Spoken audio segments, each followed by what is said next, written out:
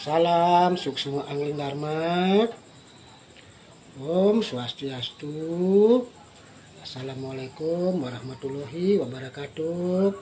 Salam sejahtera, salam namo buddhaya, salam kebajikan kepada semua nyamane semeton ratu sareng sinamian dijieu kalian megenah dumugi ratu temui kalian semua dalam keadaan sehat selalu, dalam lindungan Tuhan Yang Maha Esa, dilancarkan rezekinya dan diberikan kemudahan dalam segala hal sesuai karma kalian masing-masing. Kembali ratu menyapa nyaman ajak bekejang dumugi sareng sami ya, selalu semangat di dalam menjalani kehidupan yang penuh dengan lika-liku, suka duka ya, ada suka, ada duka, ada seneng, ada bahagia, ada namanya penderitaan. Jangan pernah kita lari dari persoalan hidup, sepahit apapun persoalan hidup yang menimpa diri kita, hidup kita, keluarga kita, lingkungan maupun sekitar kita. Kita berusahalah tabah untuk menerima itu dan tulus. Dan ingat bahwa sejatinya segala sesuatu yang buruk menimpa hidup kita, yang namanya peringatan, ujian, cobaan, pemantapan, bahkan sekalipun namanya musibah, kita harus yakin dan seyakin-yakinnya itu semua adalah suatu bentuk teguran dari Tuhan Yang Maha Esa agar kita senantiasa bisa selalu eling ingat pada beliau, pada Sang Maha Pencipta, agar kita tidak jadi manusia yang lupa diri, lupa daratan. Kita jadi manusia yang mungkin sombong karena merasa diri kita mungkin diberikan kelebihan, akhirnya kita takabur, kita sampai menindas saudara kita yang lemah, sampai kita hanya sering menyakiti sesama ciptaan Tuhan. Dan juga tentunya dengan adanya suatu peringatan, ujian, cobaan, pemantapan hidup, bahkan hukuman sekalipun, itu adalah bentuk hasil buah karma kita sendiri. Kita harus percaya kita hidup di dunia ini kan kita punya karma, punya perbuatan. Perbuatan ada dua, karma baik dan karma buruk. Kalau yang karma baik kan sudah tidak usah diomongin, pasti hasilnya yang baik-baik, yang bahagia, yang indah, menyenangkan.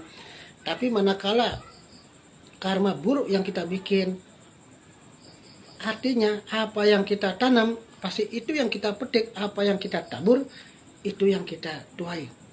Jadi jangan sekali-kali kita menyalahkan keadaan ataupun lantaran yang dipakai alat untuk menguji kita. Jangan sampai kita membenci, apalagi tidak terima kepada Tuhan, kepada Dewa, Betara, leluhur, kepada ya masalah itu sendiri.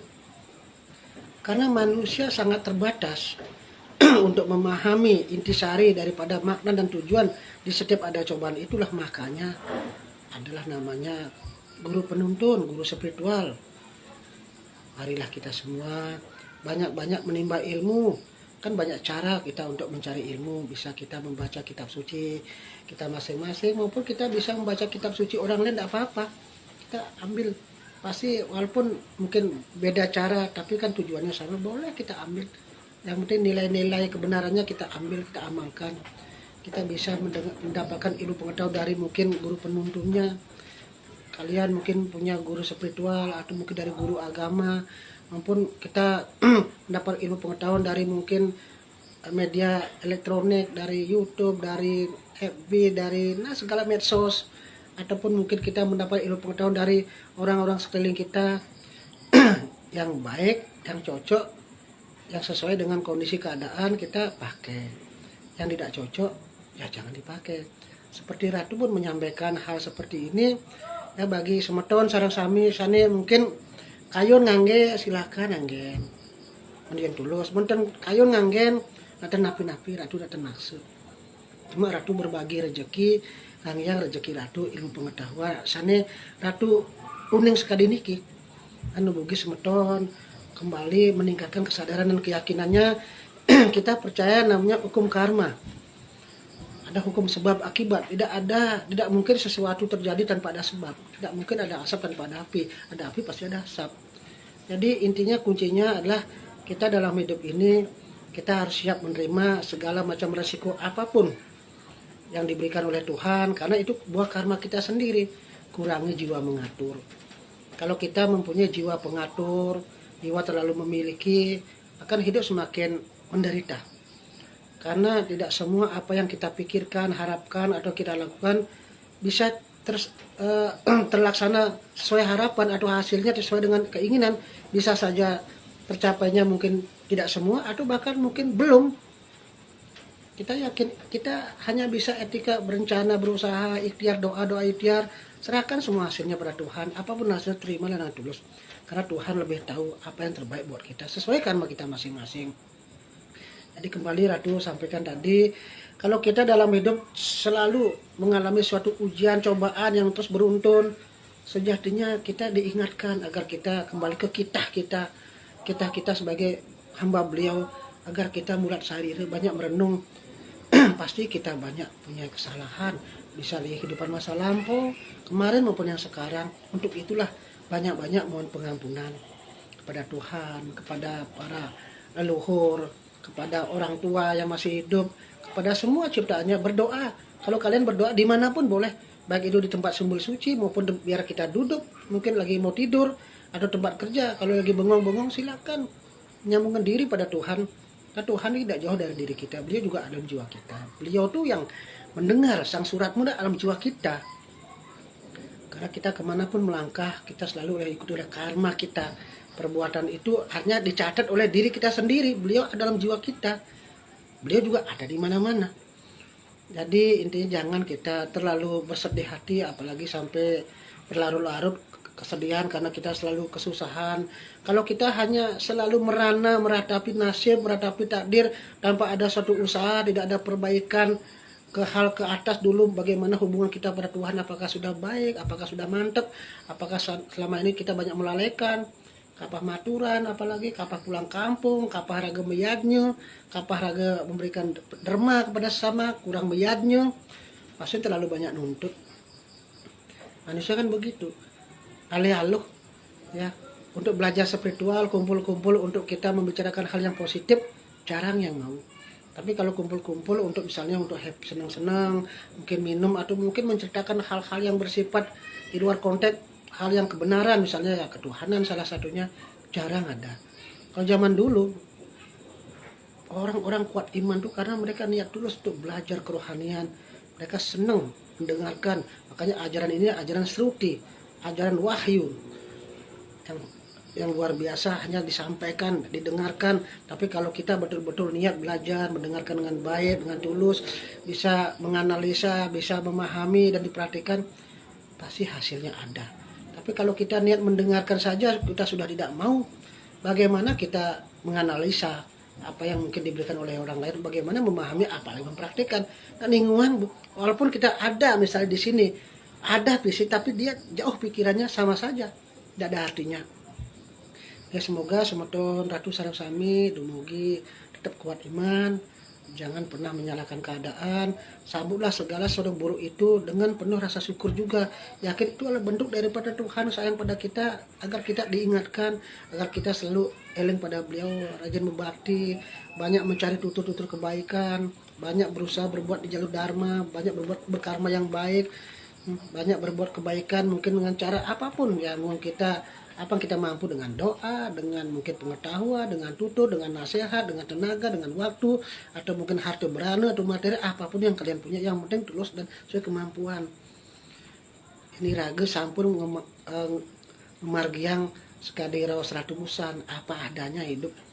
Kita hidup tidak mungkin tidak berbuat salah, pasti pernah ikhlap. Ya kita di sini belajar untuk memperbaiki hidup. Bagaimana hidup kedepannya menjadi lebih baik. Jadi raga tidak ada mau niat berubah.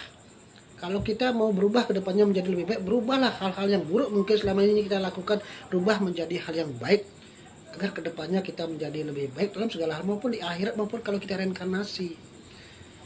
Ya, semua intinya kembali kepada diri kita. Kalau kita ada niat dibarengi suatu usaha, setelah usaha dibarengi dengan suatu namanya ketekunan, dan ketekunan itu diimbangi dengan doa, pasti ada hasilnya. Seberapapun hasilnya, kalau itu diiringi suatu dengan hal yang hati murni bersih, pasti betul-betul akan bermanfaat. Mesari cadat bahasa Balinya.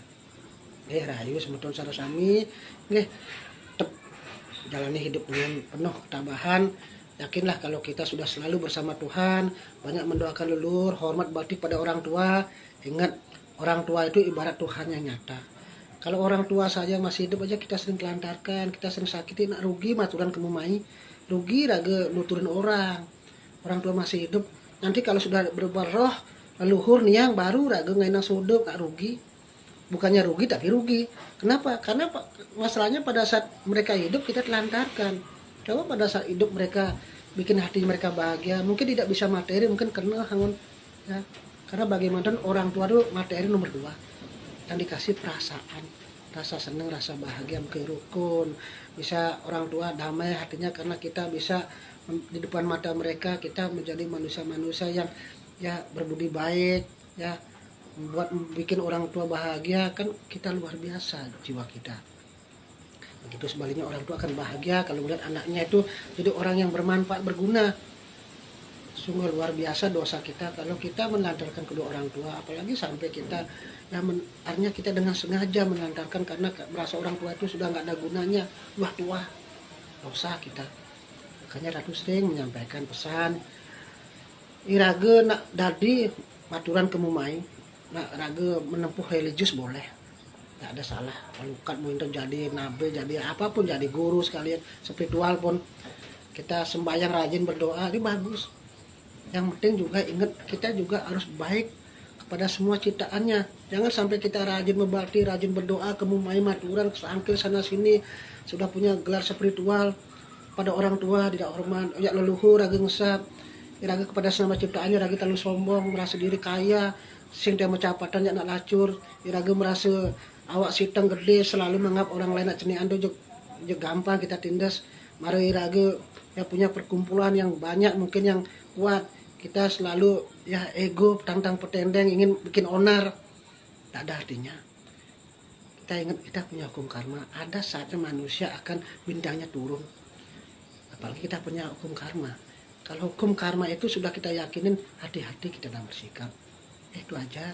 Rahayu semeton sarasami. Om Santi Santi Santi Om.